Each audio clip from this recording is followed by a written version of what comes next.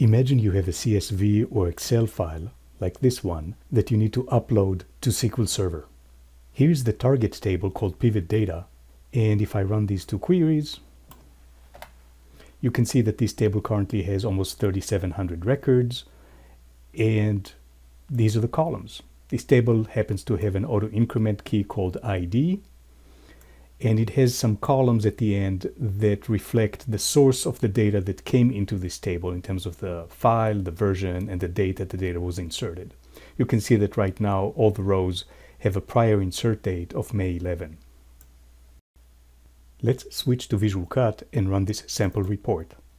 In this particular case, we're actually refreshing the data in Excel by exporting data from a crystal report, but you could use a dummy crystal report and an existing Excel file, for example, something that was provided to you as a result of inventory count, and use Visual Cut to just update SQL Server from the existing Excel file.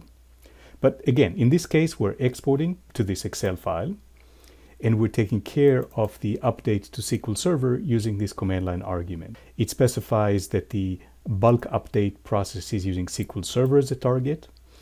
It's specifying the Excel file that is used as a source, and it's saying that the data is residing in sheet 1 and cell A1 is the top left corner. It specifies the connection string here to SQL Server and the table name.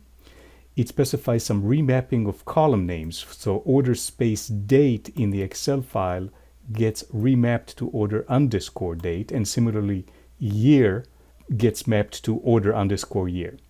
It also specifies two columns that we want to ignore, so we're not going to provide the data that resides in these columns within Excel. We're not going to update those columns in SQL Server, so they will remain null as the data gets updated.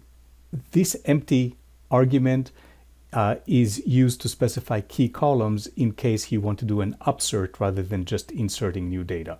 Upsert means that you need to find matching rows in the table in SQL Server based on some key columns. So this argument specifies those key columns. There's a few other arguments here that are not that important, except maybe this one, which specifies that besides the columns that reside in the Excel file, we want to add 3 more columns.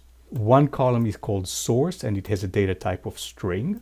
We're going to specify that it's just going to accept the value of data.xlsx, but you can provide in here anything, including dynamic columns from the report itself. Another column is called version, and it has a data type of integer and a value of 1. And another one is the insert date, and that has a data type of date time. And dynamically, we're specifying that it's going to have a month, day, and year based on dynamic tokens from Visual Cut. I'll cancel out of this, start the process, and demonstrate how fast this happens. So it already exported to Excel and took care of inserting an additional set of 3,683 rows into that table. And the whole process took 2 seconds.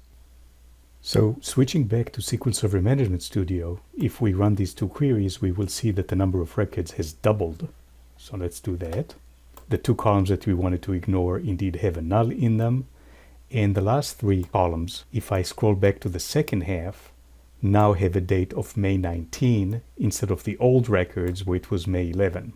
In this case, we're appending records, but we could replace them. So for example, if I switch back to Visual Cut and I add an option to truncate the target table, and I'll go into the arguments and add that option here.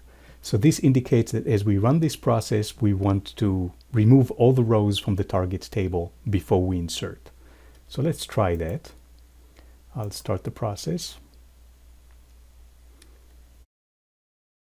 I'll switch back to SQL Server Management Studio, and if I run this now, instead of 7366, we should have only half the number of records. So let's refresh, and indeed we have only 3683.